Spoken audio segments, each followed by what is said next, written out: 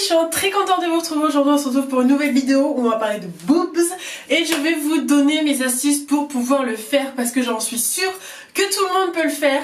Bon, sauf si vous avez des très gros nénés et que vous avez mal au dos à cause de ça et tout ça et que vous avez besoin de porter un soutien-gorge, donc forcément ça ne vous concerne pas, mais je pense que vous ne cliquerez pas sur cette vidéo si ça ne vous concerne pas. Donc toutes les autres qui ont des seins, n'importe quel sein, vous pouvez le faire. Donner toutes mes astuces pour vous expliquer comment je l'ai fait, par où je suis passée, machin et tout ça. Et voilà. Let's go!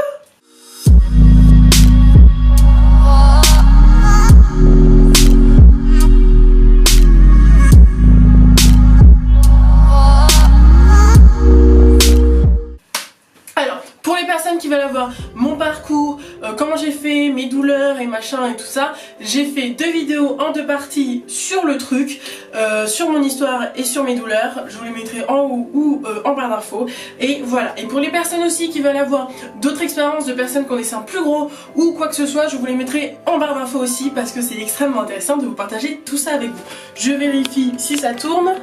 Et en plus, dans cette vidéo, je vous ai mis spécial un vêtement sans soutif pour vous montrer que c'est joli, sans soutien-gorge.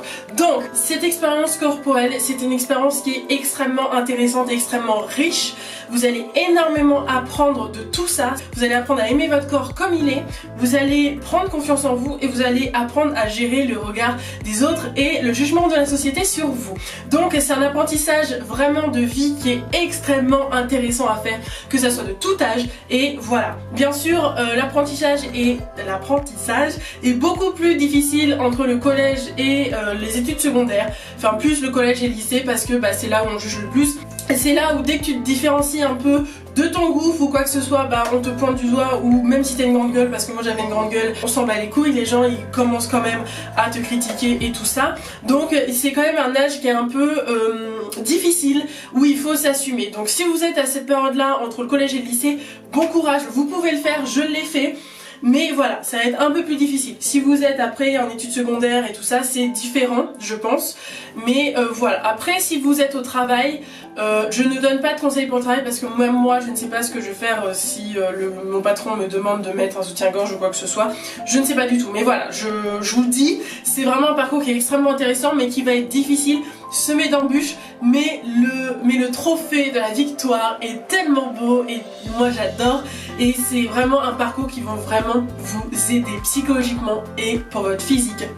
Et sur l'acceptation de soi, vous allez énormément apprendre. Donc on va pas tarder, je vais vous donner directement les conseils pour le faire. Premier conseil, number one, si le nœud il s'enlève les gars, j'ai pas trop envie de finir à poil à la fin de la vidéo. Hein, merci mais non.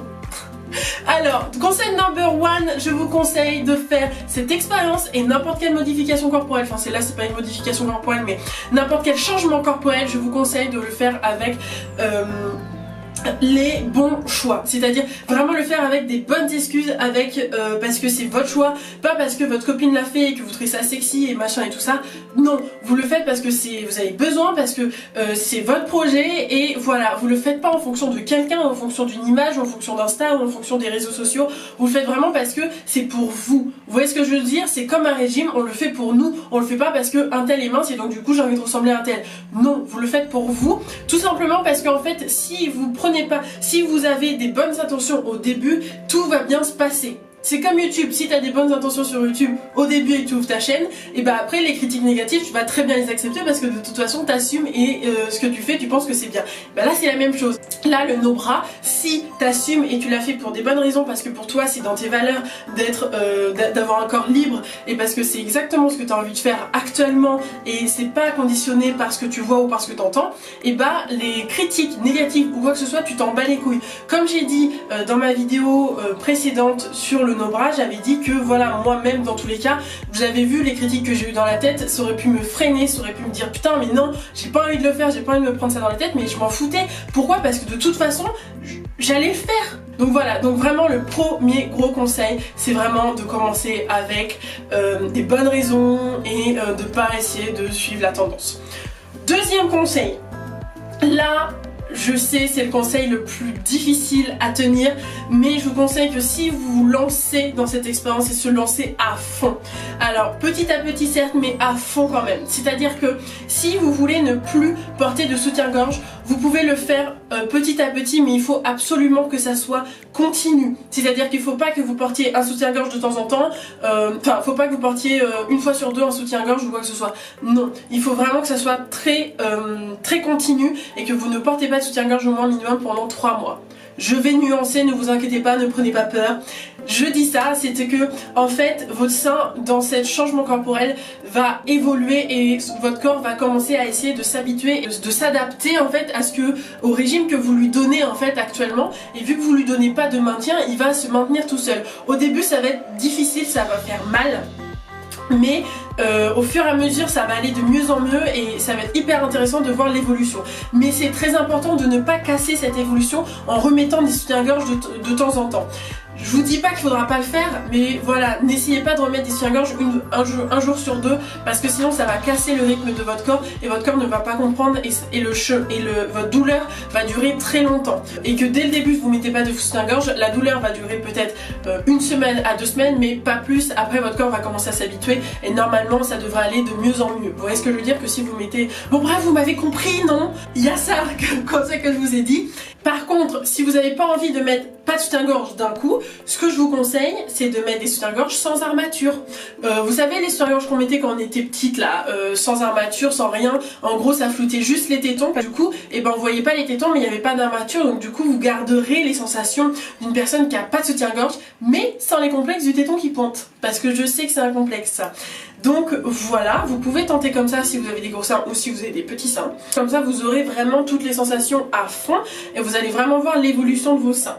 Le troisième conseil, je vous conseille de ne pas le montrer au monde entier au début et de vous protéger. Tout simplement parce que c'est une expérience qui est extrêmement importante, extrêmement enrichissante pour vous, mais ça va être vraiment un changement pour vous. Donc il faut absolument déjà voir si ça vous plaît. Et pour voir si ça vous plaît, je vous conseille de faire ça l'hiver sous des gros pulls et comme ça vous allez commencer à vraiment sentir les sensations de votre corps qui s'habitue à être autonome tout simplement. Et donc du coup, vous n'aurez pas forcément les critiques au début et c'est très bien de ne pas avoir les regards extérieurs, que ce soit de votre maman, votre famille, vos proches ou quoi que ce soit, ou les personnes de votre classe. C'est très important de ne pas avoir le regard extérieur parce que comme ça on ne vous influence pas et personne ne sait que vous n'avez pas de soutif. Enfin, clairement l'hiver c'est très compliqué et voilà quoi. Donc vraiment je vous conseille de faire ça l'hiver, comme ça vous êtes tranquille, vous en parlez à personne, vous faites votre truc dans votre coin et comme ça ça va être beaucoup plus facile pour vous déjà de savoir si ça vous plaît ou si ça ne vous plaît pas. Quatrième étape qui est extrêmement intéressante pour moi, je trouve, c'est que au bout du 3 mois, bah, vous saurez si cette expérience-là vous plaît et vous allez voir si vous devez arrêter ou si vous devez continuer. Si vous continuez, et bah vous continuez dans votre lancée crescendo, c'est-à-dire que bah, si au début vous avez mis des brassières pour vous habituer tout doucement, et bah vous pouvez enlever les brassières pour le faire vraiment sans. Si au début vous n'avez pas mis de soutif et donc du coup bah vous pouvez évoluer dans les mois suivants à essayer de customiser un peu tout ça, à essayer de regarder des photos d'une personne qui vous plaît. Excusez-moi, c'est le jardinier qui jardine. Et ça doit être la vue aussi. Vous pouvez essayer de customiser un peu et de regarder ce qui vous plaît, de regarder des stars qui le font et vous poser la question pourquoi vous aimez ça, pourquoi vous trouvez ça sexy ou pourquoi, voilà. Vous posez des questions et vous essayez de l'adapter pour vous et ça c'est le moment le plus jouissif du projet. Moi j'adore ça. C'est le moment où vraiment je me suis vraiment assumée, je me suis vraiment trouvée belle comme ça et je me suis dit mais pourquoi pas? Regardez, c'est pas joli de porter sans soutif. Moi j'adore, je trouve ça trop beau. Je pense d'ailleurs que je vous ferai une vidéo de mes tenues sans soutien-gorge. Bon, pas maintenant parce que si vous me suivez sur Insta, vous voyez bien que je n'ai pas d'habits d'été, donc pour l'instant c'est un peu compliqué. Mais quand j'aurai acheté des habits d'été en Angleterre, je vous ferai cette vidéo, bien sûr, sans souci. Parce qu'en fait, si je résume un peu les conseils que je vous ai dit, c'est qu'en fait, au début, c'est un peu une marche progressive pour le mettre dans la société, pour éviter de se faire juger. La première chose que vous allez faire, c'est plus le faire chez vous, le faire vraiment entre vous pour que vous puissiez voir les sensations, pour que vous puissiez voir si ça vous plaît ou si ça vous plaît pas, et après petit à petit de l'amener dans la société. Après vous faites comme vous voulez, si vous avez envie de vous arrêter à juste mettre des brassières, faites ça. Si vous avez envie de mettre des soutiens-gorge de temps en temps, faites ça. Moi je vous donne juste les conseils. La question qui va certainement vous trottiner la tête, non ça c'est pas ça, c'est la question qui va certainement vous titiller la tête, c'est mieux ça.